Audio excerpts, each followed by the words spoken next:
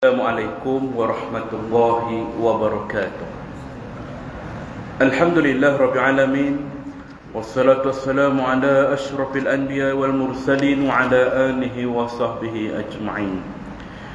Ashhadu an la ilaha illallah wahdahu la syarika lah wa ashhadu anna Muhammadan abduhu wa rasuluh. Allahumma salli ala Muhammad wa ala ali Muhammad. Rabbi shrah li sadri wa yassirni amri wahdam lisani yafqahu qawli, amma ba'd. Al-Fatihah. A'udzu billahi minasy syaithanir rajim. Bismillahirrahmanirrahim. Alhamdulillahi rabbil alamin. Arrahmanir rahim. Maliki yaumiddin. Iyyaka na'budu wa iyyaka nasta'in. Ihdinas siratal mustaqim. Siratal ladzina an'amta 'alaihim ghairil maghdubi 'alaihim waladdallin. Amin. Alhamdulillah, kita bersyukur pada Allah Subhanahu wa taala dengan limpah kurnia, rahmat dan kasih sayang Allah yang sekali lagi menemukan kita semua dalam rumahnya ini setelah kita mengerjakan fardu maghrib berjemaah dan menunggu waktu isyak dengan pengisian majlis ilmu yang dirahmati oleh Allah Ta'ala ini dan didoakan oleh seluruh makhluk Allah langit dan bumi, serta ganjarannya lebih baik daripada 1000 rakaat solat sunat. Maka inilah salah satu taman-taman syurga yang disebut oleh Nabi sallallahu alaihi wasallam. Selawat dan salam ke atas junjungan besar kita Nabi Muhammad sallallahu alaihi wasallam. Kerana dengan berkat bagindalah kita mendapat nikmat iman dan nikmat Islam yang hari ini kita pegang, yang hari ini kita imankan. Mudah-mudahan kita istiqamah di jalannya sehinggalah kita beroleh syafaat Nabi sallallahu alaihi wasallam di akhirat nanti. Yang saya hormati pengurusi Barisan Jurusan Kuasa, Tuan Imam, Tuan Bilal, Barisan Asatizah, Muslim Muslimat para jemaah Masjid Amru Al-As Sentul. Pertemuan terakhir kita pada 20 Mei. Dan hari ini kita menyambung pengajian kita dalam kitab Ziarah ke Alam Barzakh, masih lagi membincangkan tajuk persemayaman para arwah ataupun tempat tinggal arwah setelah kematiannya, pada muka surat 334. Bismillahirrahmanirrahim. Ibnu Al-Qayyim rahimahullahu mengatakan bahawa salah satu pendapat dari pendapat-pendapat yang ada tidak dapat diputuskan benar atau salahnya. Akan tetapi yang benar adalah bahawa arwah-arwah itu saling berbeza antara satu dengan lainnya di tempat persemayamannya di alam barzakh. Seperti yang kita bincangkan sebelum ini, seperti yang dikatakan oleh Ibnu Qayyim, orang-orang yang telah meninggal dunia ini, walaupun dia duduk di dalam alam barzakh, tetapi tempat tinggalnya itu berbeza-beza. Yang kita bahaskan sebelum ini, ada yang duduk di antara kawah-kawah api neraka, dan ada juga yang duduk di dalam taman-taman syurga. Ada yang duduk dalam perut-perut burung hijau yang terbang mengelilingi syurga-syurga. Ada yang duduk dalam perut burung hitam yang terbang mengelilingi neraka. Ada yang duduk di dalam Raudatul Jannah, taman-taman syurga yang sebenar. Ada yang duduk di dalam kawah-kawah neraka yang sebenar. Banyak pandangan-pandangannya. Tidak ada tentangan antara dalil-dalil yang ada, kerana masing-masing arwah itu ditempatkan sesuai dengan tingkatan kesejahteraan dan kesengsaraannya. Ada arwah yang ditempatkan di Illin, tempat orang yang beramal salih yang tertinggi, dan di Mal'a'ala, iaitu arwah para nabi. Ada juga arwah yang berada dalam perut burung warna hijau yang bersenang-senang sekehendak hatinya di syurga, iaitu arwah sebahagian para syuhada. Sementara sebahagian arwah para syuhada lainnya ada juga yang ditahan masuk syurga kerana hutangnya ataupun sebab lainnya. Sebagaimana diriwayatkan dari Muhammad ibnu Abdullah ibnu Jassi, disebutkan bahawa ada seorang yang mendatangi Rasulullah SAW dan bertanya, "Ya Rasulullah, apa yang aku akan dapat jika aku terbunuh dalam perang di jalan Allah?" Nabi menjawab, "Syurga." Sebelum bertolak beliau berucap, "Kecuali yang masih mempunyai hutang, kerana aku tadi telah dibisik oleh Jibril alaihissalam." Ini nak menunjukkan bahawa orang-orang yang dah meninggal dunia ini di kalangan para anbiya, dia duduk satu tempat yang dinamai sebagai mal'al a'la, satu tempat yang tertinggi khusus untuk para nabi. Untuk golongan para syuhada pula, dia duduk di dalam perut burung hijau mengelilingi syurga-syurga, taman-taman syurga. Dan ada juga orang-orang yang mati syahid tidak boleh masuk ke taman syurga kerana hutangnya. Sebagaimana kita sebut tadi dalam hadis, Nabi kata orang yang mati syahid itu tempatnya di syurga, kecuali orang yang masih mempunyai hutang. Kerana hutang ini bukan saja pada kita yang kematian biasa, bahkan orang yang syuhada sekalipun tak dapat masuk syurga kerana bebanan hutang tadi. Mudah-mudah tuan-tuan, kita ambil sambil lewa dalam bab hutang. Ada juga arwah yang berada di pintu syurga sebagaimana disebutkan dalam hadis daripada Ibnu Abbas radhiyallahu di atas. Ada yang ditahan dalam kuburnya. Siapa golongan yang duduk di pintu syurga? Arwah-arwah mana? Iaitu antaranya ialah roh anak-anak yang mati sebelum umur balik. Dia menanti ibu dan ayahnya di pintu syurga. Dia menunggu sehinggalah waktu yang ditetapkan oleh Allah Ta'ala. Dia sendiri akan tarik tangan mak ayah dia. Dalam sebuah hadis menyebut menarik tangan lengan mak ayah dia untuk masuk ke dalam syurga. Tarik. Dia menjadi penjamin di akhirat nanti. Dia berkata pada Allah, "Ya Rabb, kami tak nak masuk syurga lagi selagi mana ibu dan ayah kami tak masuk bersama." Begitulah balasan ataupun yang akan diperolehi oleh mereka yang sabar dan reda atas kematian anak-anak kecil. Sebab pada hakikatnya kematian, kehilangan anak-anak itu lebih berat ditanggung daripada kematian orang tua. Kerana anak kecil itu, harapan kita ialah untuk melihatnya membesar, sihat. Tetapi pada orang tua itu sudah maklum bahawa sampai waktunya mereka akan pergi. Sebab itulah kesannya itu, atas sebab kesabaran tadi, maka anak-anak kecil tadi dia akan menjamin ibu dan ayahnya di syurga nanti. Dia tunggu kat depan pintu syurga. Ada juga yang ditahan dalam kuburnya, sebagaimana yang diterangkan dalam hadis di atas mengenai arwah golongan kiri yang dikobarkan api di atas dirinya dalam kubur. Ada yang ditahan di kubur, tak boleh naik amalan dia, tak boleh naik pahalanya kerana dosa-dosanya. Selain itu ada juga arwah yang ditahan di bumi, yang tak pernah dapat naik ke langit. Itulah arwah yang tempatnya di bumi yang paling bawah. Ini orang-orang yang langsung tak dapat nak naik tempat di bawah sekali. Itu golongan-golongan musyrik, kufur dan sebagainya. Itulah sesungguhnya arwah-arwah yang ada di dalam bumi paling bawah tidak akan berkumpul, tidak akan pernah berkumpul dalam satu tempat sebagaimana mereka tidak dapat menyatu di dunia. Ada juga arwah yang berkumpul di gudang yang menjadi tempat para penzina. Juga arwah yang berada di sungai yang mengalirkan darah dan sebagainya. Ini sebagaimana dalam banyak-banyak hadis, ya. Tempat persemayaman para arwah itu berbeza-beza.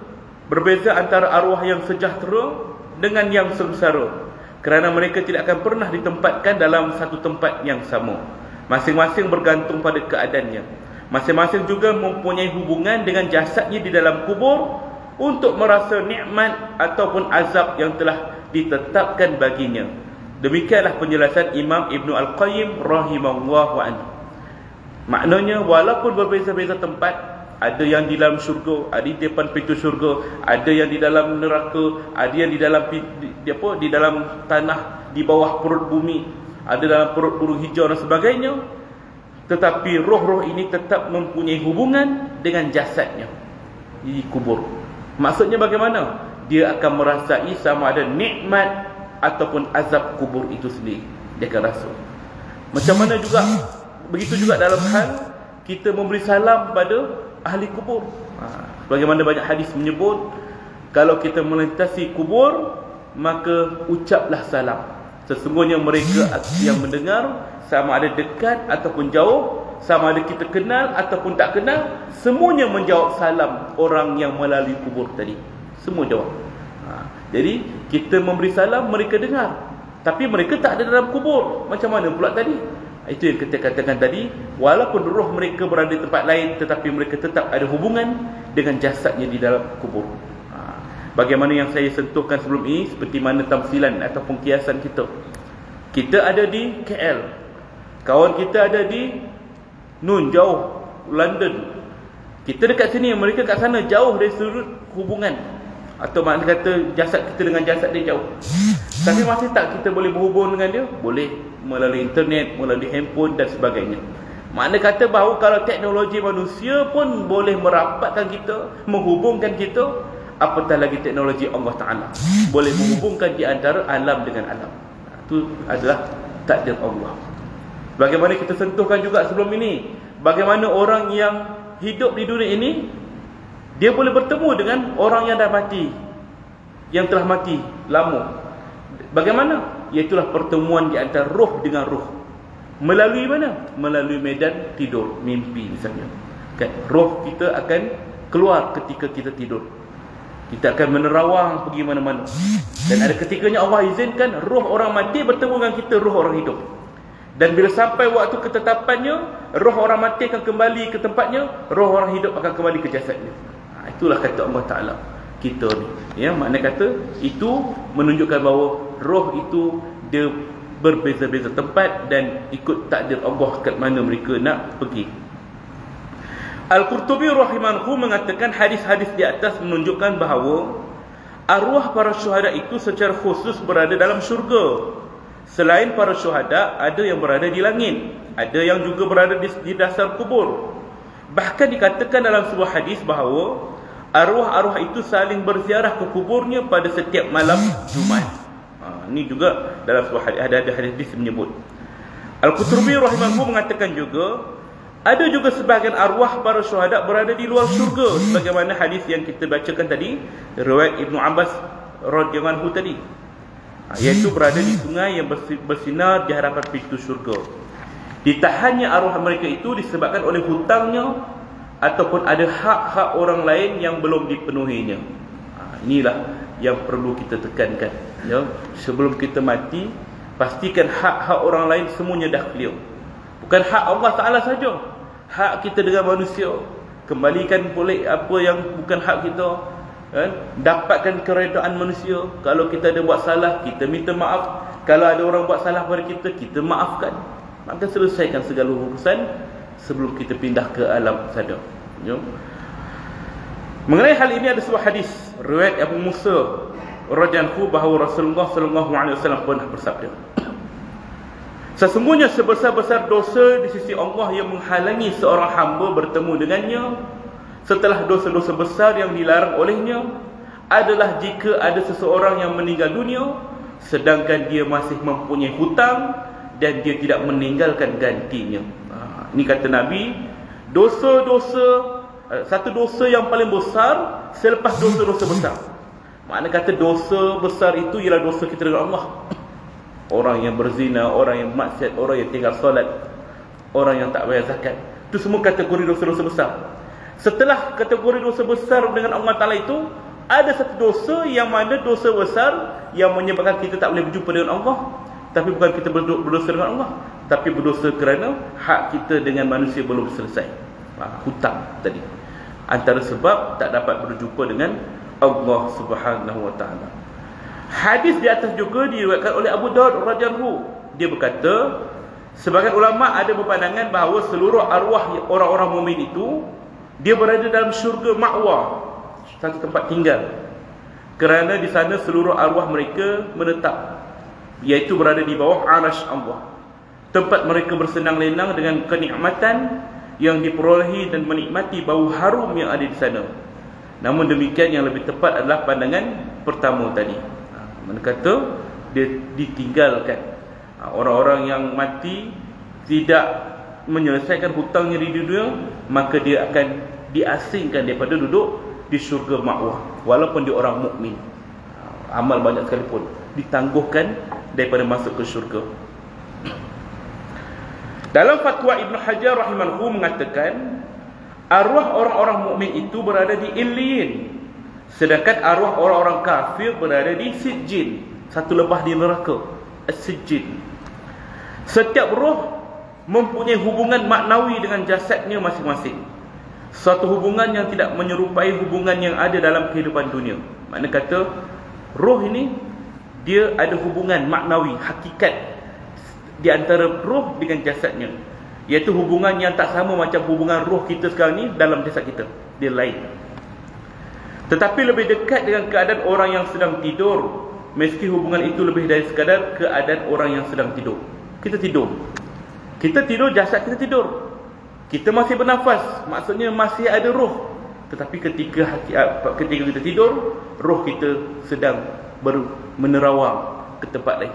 Betul, kita kadang-kadang mimpi pergi ke sana balik kampung, mimpi pergi ke Mekah, mimpi kat sana sini, tiba-tiba kembali balik. Itulah dia rahsia, ya, yang mana alam gaib yang tak dapat kita rungkaikan. Selanjutnya dia mengatakan, jika seorang mayat dipindahkan dari satu kubur ke kubur yang lain, hubungan tersebut masih terus berlaku. Demikian juga jika anggota tubuhnya terpisah-pisah. Contohnya macam dia dah lama ke bumi kat sini, kemudian dapat arahan tempat kubur itu nak dipindahkan kerana nak buat laluan, nak buat highway yang biasa orang buat kan. Maka bagaimana hubungan roh dengan jasad tadi? Tetap akan bersama dengan jasad tadi. Maknanya kata tetap ada, ya, walaupun dipindah ke tempat lain. Macam mana kalau roh itu ataupun jasad itu hancur, bersepai, tak jumpa kat mana, terbakar ke, ataupun mayat dia hanyut dalam air ke, maka tetap akan bersama dengan jasadnya yang asal itu. Bagaimana keadaannya? Wallahu a'lam. Ini juga menafikan sebagaimana pandangan ataupun pendirian sebahagian kaum agama yang lain. Ada kepercayaan bagi yang bukan Islam mengatakan, kenapa mereka bakar mayat? Mayat itu dibakar kan? Selain daripada menjimatkan kos bagi mereka, mereka juga berpandangan bahawa setelah mayat itu menjadi abu tadi akan dihanyutkan di sungai ataupun di laut. Bertebaranlah abu itu ke serata tempat. Maka itu menyukarkan malaikat untuk menyiksa si mati. Sebab abu dah hancur. Macam mana malaikat nak siksa kan? Ini pandangan mereka kan. Jadi kita dengar macam kelakar kan, tapi itu pandangan mereka, pendirian dia kan.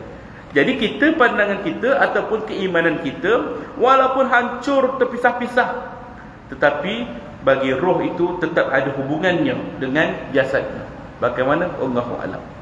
Tak mustahil bagi Allah untuk mengumpulkan kembali jasad yang telah terpisah-pisah, sebagaimana yang pernah berlaku kepada Nabi Musa AS, yang mana dia minta pada Allah untuk menunjukkan macam mana Allah Ta'ala boleh hidupkan tulang yang telah hancur menjadi hidup balik.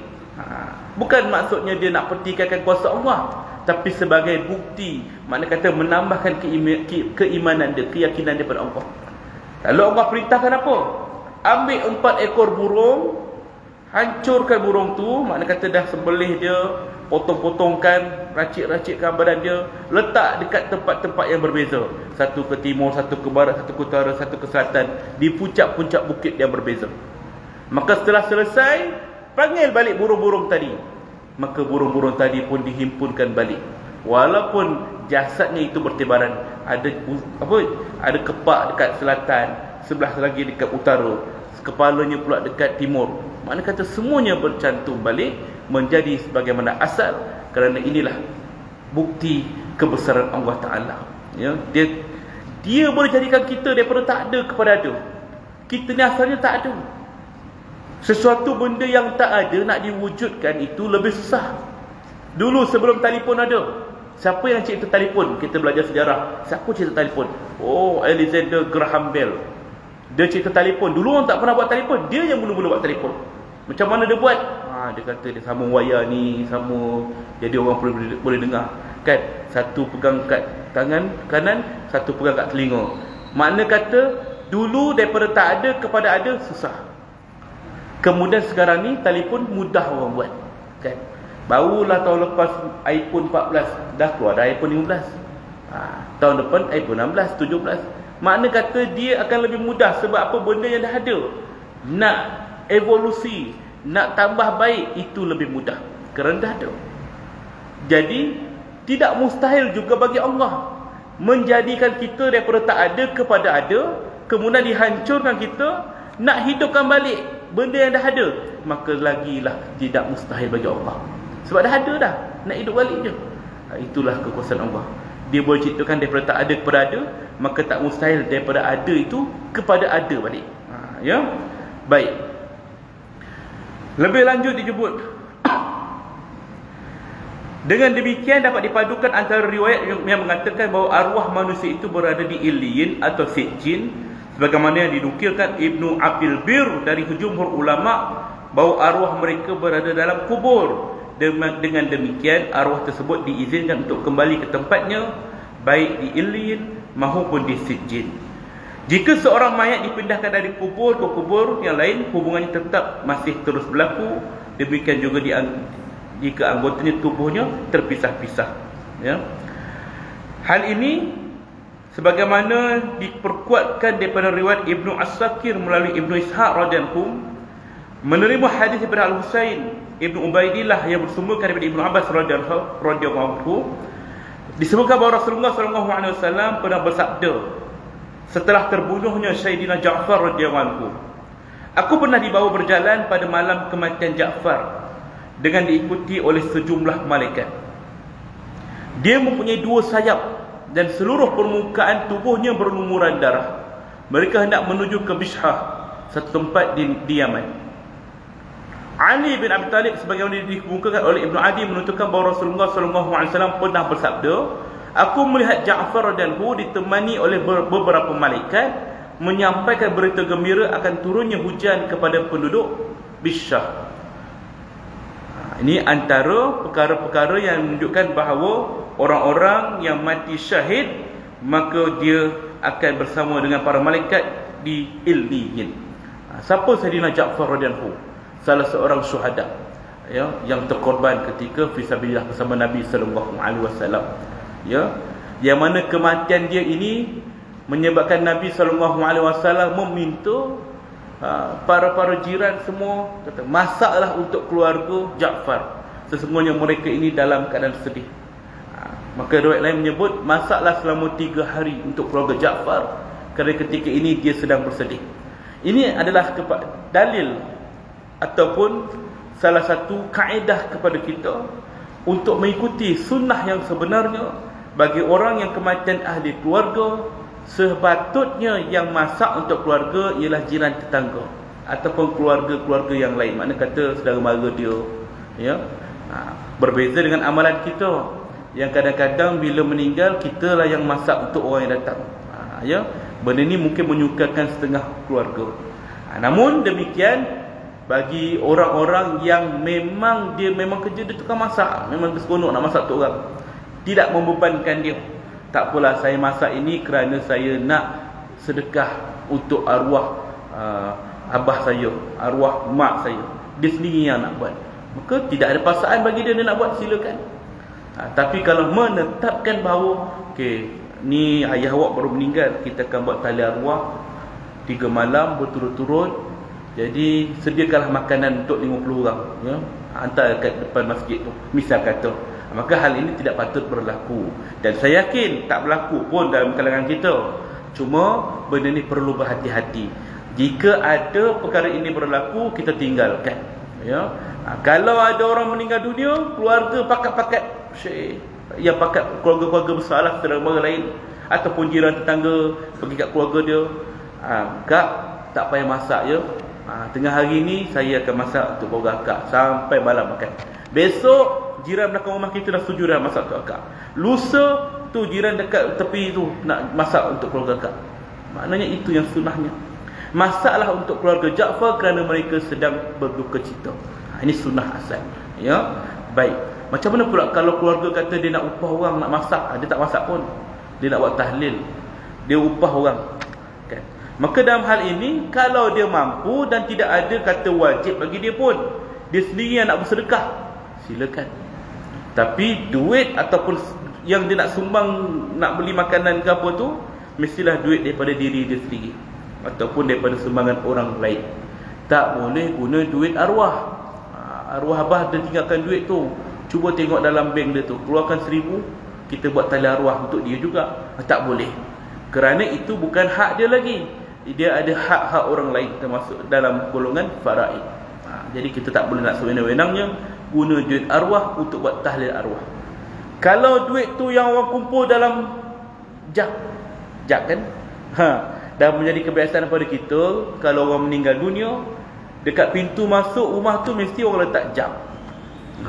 Kita ni tak payah tanya pun, ni buat apa jak tengah jalan ni? Tak, automatik kita keluarkan duit masuk dalam jak tu kan. Kenapa orang letak macam tu? Dah menjadi kebiasaan bagi kita kan. Kenapa letak jak? Kenapa tak letak tabung? Kan, kenapa tak letak tabung? Dari sudut logiknya, kerana tabung tu lubang dia kecil, jadi kemungkinan duit pun masuk kecil.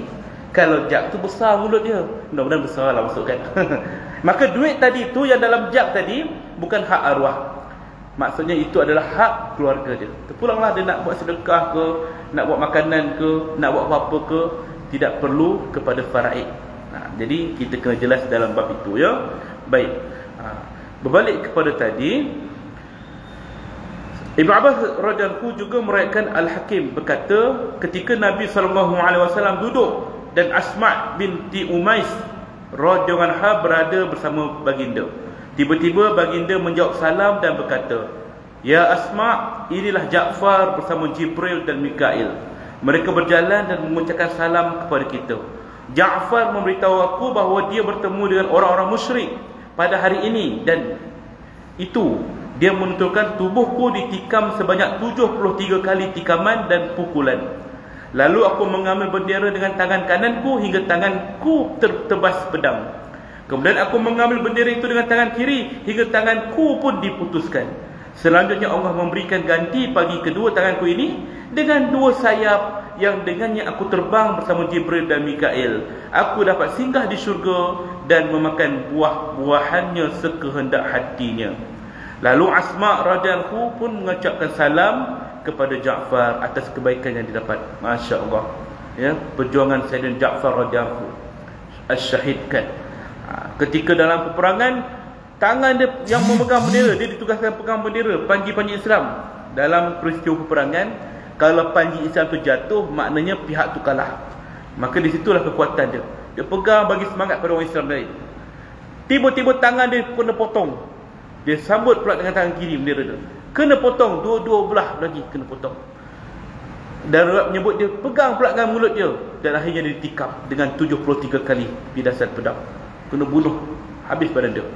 Maka kata Nabi kepada Asma' binti Umais radhiyallahu, "Wahai Asma', tadi baru lalu tadi Sayyidina Ja'far dengan malaikat Jibril dan malaikat Mikail, dan dia memakai sayap." Makna kata bahawa tangan yang putus tadi digantikan oleh Allah Ta'ala dengan sayap. Dengan itu dia bebas terbang bersama dengan malaikat. Masya Allah, tabarakallah ya. Inilah antara kelebihan orang yang mati syahid. Bahkan kalau ditanya pada orang mati syahid, kata Nabi, kalau kamu tanya pada mereka yang mati syahid, ketika mana dia bertemu dengan Allah, Allah bagi dia pilihan, keistimewaan. Wahai syuhada, orang yang mati syahid, apa yang kamu nak, mintalah sekarang. Minta apa yang kamu nak. Ketika itu dia minta apa? Ya Rabb, aku nak hidup kembali. Dia nak minta hidup balik. Kenapa nak hidup balik? Nak bersama dengan keluarga ke? Nak berjumpa dengan anak isteri dia ke? Tidak. Dia nak hidup balik kerana apa? Kerana aku nak bersama dengan Rasulullah untuk berperang sekali lagi, dan akhirnya aku terbunuh sekali lagi. Aku nak syahid sekali lagi. Kerana apa? Merasa nikmatnya ketika mati syahid, yang tak dapat digambarkan dengan kata-kata. Nikmat. Kita nampak badan dia hancur 73 kali bilasan pedang, tapi sesungguhnya di sisi Allah, dia ini rasa nikmat yang tak dapat dirasai oleh orang yang bukan syuhada. Ini dia kelebihan dia. Lalu Asma' radhiyallahu anha berucap, "Selamat bagi Ja'far atas kebaikan yang telah dianugerahkan Allah padanya. Akan tetapi aku khawatir orang-orang tidak mempercayainya." Kata Asma' binti Umais, "Kalau aku cerita pada orang lain, aku takut orang tak percaya, sebab aku yang bercakap."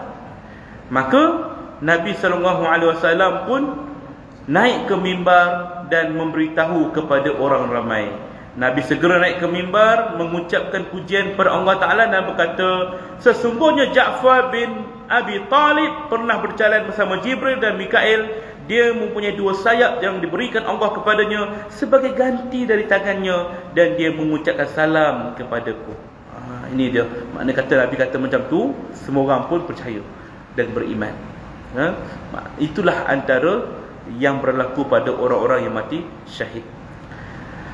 Mengenai hadis Ka'ab yang menyebut bahawa roh orang mukmin itu wujud dalam keadaan burung, Al-Qurtubi rahimanku mengatakan hal itu menunjukkan bahawa rohnya itu menjadi burung atau berbentuk seperti burung dan bukan berada di dalam burung. Demikian juga dalam hadis yang diriwayatkan Ibnu Majah, Ibnu Mas'ud, bahawa arwah para syuhada itu di sisi Allah seperti burung berwarna hijau. Ada pandangan mengatakan dia duduk dalam perut warna hijau. Imam Qurtubi kata dia bukan duduk dalam perut warna hijau, burung warna hijau, tapi dia sendiri yang ada sayap yang boleh terbang seperti mana burung yang berwarna hijau. Ini pandangan Imam Al-Qurtubi, ya. Dalam lafaz hadis yang bersumber daripada Ibnu Abbas radhiyallahu anhu disebut bahawa arwah itu berjalan-jalan dalam bentuk burung berwarna hijau. Dalam lafaz Ibnu Amru berbunyi arwah itu berbentuk seperti burung berwarna putih. Mana kata berbeza-beza riwayat, ya. Ibnu Abbas kata duduk dalam perut burung hijau. Adapun Ibnu Amru mengatakan bahawa dia duduk seperti, dia bentuknya seperti burung berwarna putih. Ini tentunya orang-orang yang syahadat itu dia akan bebas berterbangan. Lalu Al-Qurtubi mengatakan apa yang disebutkan di atas lebih tepat daripada riwayat menyebut bahawa arwah itu berada dalam perut burung berwarna hijau, maka dia terbang bebas pergi ke mana-mana sahaja yang dia kehendaki. Ya, baik. Kemudian Allah Ta'ala berfirman, وَلَا تَحْسَبَنَّ الَّذِينَ قُتِلُوا فِي سَبِيلِ اللَّهِ أَمْوَاتًا بَلْ أَحْيَاءٌ عِندَ رَبِّهِمْ يُرْزَقُونَ. Jangan kamu menyangka bahawa orang-orang yang gugur syahid di jalan Allah itu mati, bahkan mereka itu hidup di sisi Tuhan mereka dengan mendapat rezeki yang tidak kesudahan. Surah Ali Imran ayat 169. Mengenai firman Allah Ta'ala itu, Syekh Izzuddin Ibnu Abi Salam mengatakan jika ditanya, bukankah semua orang yang meninggal dunia tetap hidup? Kalaulah kita baca hadis, kita baca ayat tadi, jangan kamu sangka orang yang gugur mati syahid itu mati, sedangkan hakikatnya dia hidup di sisi Tuhan mereka yang mendapat rezeki. Kalaulah kita timbul persoalan, bukankah semua orang mati itu memang hidup? Kan setelah kita mati kita akan dihidupkan balik. Bukankah semua orang mati itu hidup? Kata Syekh Izzuddin Ibn Abi Salam mengatakan, lalu bagaimana mungkin hal itu dikhususkan bagi orang syuhada saja? Jawapannya ialah tidak semua orang yang meninggal dunia itu mengalami hal itu, kerana kematian itu bererti lepasnya roh dari jasad. Sedangkan orang yang mati syahid itu jasad dan rohnya itu bersamanya. Betul, dia mulia tuan-tuan. Dia tidak ada mandi, tidak ada kafan, tidak ada solat. Jasadnya mulia. Setelah walaupun badan dia hancur dengan berdarah, dengan badan yang berdarah itulah dikebumikan jasadnya. Mulianya kepada orang yang mati syahid, ya. Dia hidup di sisi Allah Ta'ala. Besok ke akhirat dia akan bangun, dan darah yang ada pada pakaiannya itulah menjadi saksi, ya Allah, inilah bukti aku berjuang di jalan-Mu, ya Allah. Orang begini dimuliakan di dunia, dan di akhirat dia akan mendapat tiket masuk syurga tanpa hisap. Orang syahid. Itu syahid yang kita bincangkan sebelum ni. Syahid yang ada 3 kan. Pertama, syahid dunia akhirat. Siapa nak syahid dunia akhirat? Yang tadi, golongan yang mati terbunuh fisabilillah. Mayatnya tidak perlu dimandi, dikafan, disolatkan, dan dia juga dimuliakan di akhirat, tidak perlu melalui perkara-perkara yang orang lain lalui, hisab dan sebagainya. Terus masuk syurga tanpa hisab. Golongan yang kedua, orang yang mati syahid akhirat. Syahid akhirat ni macam mana pula? Golongan yang disebut oleh Nabi SAW, mereka yang mati kerana penyakit sakit perut, mereka yang mati kerana wabak, mereka yang mati kerana lemas, mereka yang mati kerana runtuhan, mereka yang mati ketika bersalin. Ini semua golongan syahid, kata Nabi. Maka syahid ni bagaimana? Adakah mereka juga tidak perlu dimandi, dikafan, disolatkan? Tidak. Maksudnya dia tetap perlu dimandi, dikafan, disolatkan sebagaimana jenazah orang lain. Walaupun diikhtiarkan sebagai syahid, tetapi ganjaran syahid itu dia akan terima dekat akhirat nanti. Di dunia dia tetap melalui 4 rukun yang wajib tadi. Ya. Adapun golongan yang ketiga, syahid dunia. Syahid dunia ni siapa pula? Golongan yang bersama dengan Rasulullah SAW berjuang menegakkan hukum Allah Taala, bersama dengan saf Rasulullah menentang kaum musyrik, dan mereka juga gugur bersama dengan para syuhada yang lain. Tetapi ada satu yang mana dia gugur disaksikan oleh para sahabat, ya Rasulullah, sesungguhnya si Polan ini dia gugur, dia mati bukan kerana dibunuh, tetapi kerana dia sendiri yang bunuh diri dia, kerana dia tikam, kerana nak digelar sebagai syuhada, dia bunuh diri dia sendiri. Apa kata Nabi? Sesungguhnya dia di neraka. Dia di neraka. Makna kata bahawa di dunia dia seperti mana jenazah syahid yang lain, tidak perlu dimandi, dikafan, disolatkan. Tapi dekat akhirat dia tidak mendapat pahala syahid. Maka inilah golongan syahid dunia. Jadi kita kena bezakan 3 golongan syahid tadi. Ada orang bertanya, kalaulah orang yang mati kerana wabak Covid baru ni syahid, maka tak perlulah dia mandi, kafan, solat? Tidak, kewajipannya tetap ada. Cuma bezanya di akhirat nanti dia akan dapat pahala syahid. Ya. Allah Ta'ala mengambil roh manusia dari jasadnya. Dalam hal ini, orang yang mati syahid berpindah ke burung berwarna hijau dan dapat pindah dari satu jasad ke jasad yang lain. Berbeza halnya dengan orang yang tidak mati syahid, rohnya tidak dapat kembali ke jasad. Lebih lanjut mengatakan bahawa mengenai hadis Ibnu Ka'ab menyebut roh orang mukmin itu seperti burung. Hal ini berlaku umum, termasuk dalam roh para mujahidin, kerana telah disebutkan bahawa kepada roh yang berada dalam kubur diperlihatkan tempat tinggalnya di syurga atau di neraka, dan kerana kita telah diperintahkan untuk mengucapkan salam kepada penghuni kubur. Seandainya para arwah itu tidak tahu hal itu, nescaya ucapan salam itu tidak ada manfaatnya. Orang-orang yang mati biasa, dia juga ada kemungkinan dibawa dalam perut burung melihat syurga pagi dan petang. Bagi orang kufur pada Allah, melihat neraka pagi dan petang, dan kemudian dia akan kembali ke jasadnya di kubur. Dan sebab itulah dia boleh mendengar salam orang-orang yang lalu di tepi kubur. Baik tuan-tuan, puan-puan, ibu-ibu ayah yang saya kasih sekalian, ini antara hadis-hadis, banyak lagi yang mana riwayatnya lebih kurang sama juga macam kita cerita tadi, ya, nak menceritakan tentang orang-orang yang mati itu tempatnya berbeza-beza mengikut amalan dia.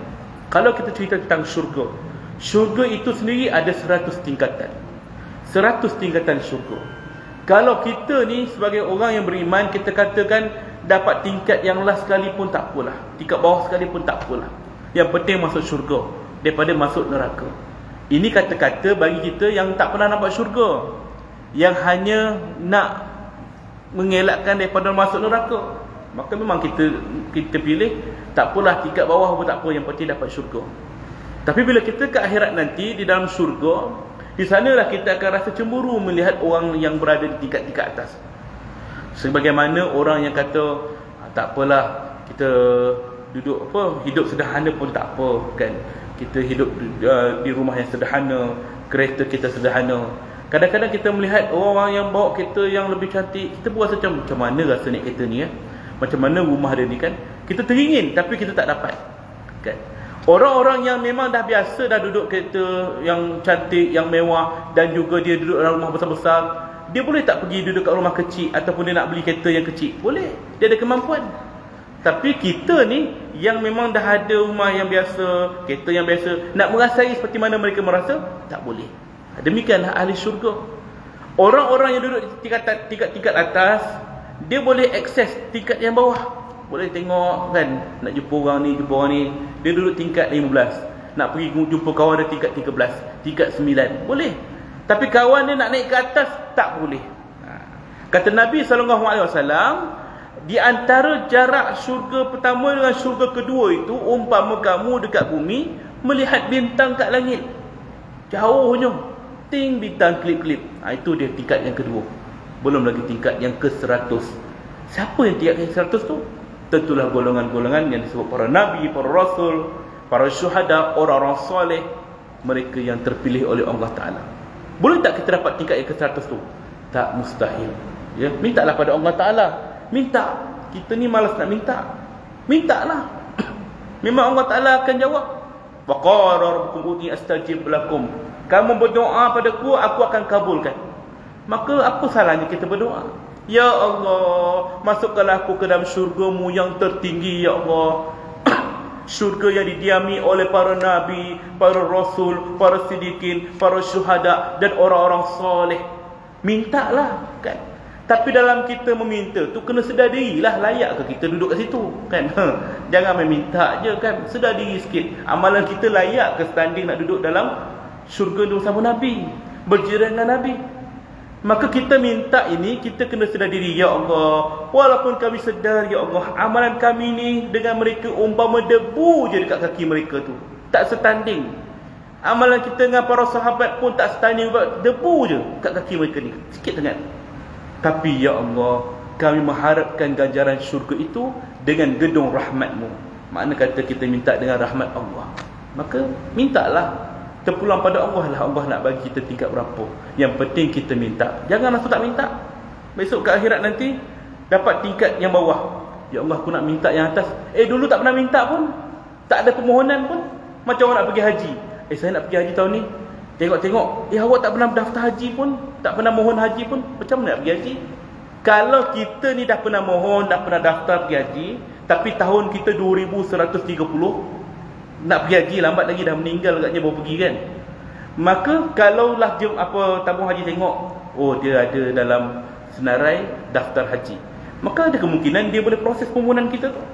Itu manusia, kan? Apatah lagi Allah Ta'ala. Ada tak kamu pernah minta kat dunia dahulu, minta syurga setandingan Nabi? Oh ada. Berapa permohonan? Ada 30 permohonan sepanjang hidup dia ni. Maka terpulang pada Allah nak proses ke tidak permohonan kita itu. Yang penting kita minta dengan rahmat Allah Ta'ala, ya. Maka usahalah dengan amalan juga, bukan hanya sekadar minta, tapi amalan kita sekadar biasa saja, melepaskan batuk dekat tangga, kan? Ibarat semayanglah, semayang sunat nantilah, puasa-puasalah, puasa Ramadan yang puasa sunat tak adalah. Maka macam mana usaha kita? Minta juga kena ada iringan usaha juga, ya, untuk meraih keredaan Allah Ta'ala. Itu yang kita perkongsikan pada malam ini, tuan-tuan, berkaitan dengan tajuk ziarah ke alam barzah, persemayaman para arwah orang-orang yang telah meninggal dunia. InsyaAllah ada umur, kesempatan, kita akan berjumpa lagi di waktu yang lain, menyambung pengajian kitab yang ini dan masih lagi membincangkan tajuk yang sama. Sebelum kita beralih ke tajuk yang baru, penampakan syurga dan neraka kepada mayat pada setiap hari. InsyaAllah kita akan jumpa lagi. Wallahu a'lam bishawab. Tak apa, minta maaf sebar kekurangan, kekhilafan, keterlanjuran kata-kata dan masa yang ambil. Saya juga ucapkan selamat berangkat menunaikan haji pada mereka yang pergi haji, dan juga selamat menyambut Aidil Adha buat kita semua yang menyambutnya di sini. Wallahu a'lam bishawab. Tak apa, minta maaf sekali lagi. Kita tangguh dengan tasbih kafarah dan suratul Asr. Subhanaka wa bihamdika asyhadu an la ilaha illa anta astaghfiruka wa atubu ilaik. Bismillahirrahmanirrahim. Al-'asr innal insana lallazina amanu wa 'amilus shalihat wa tawasaw bil haqq wa tawasaw bis sabr. Assalamualaikum warahmatullahi wabarakatuh.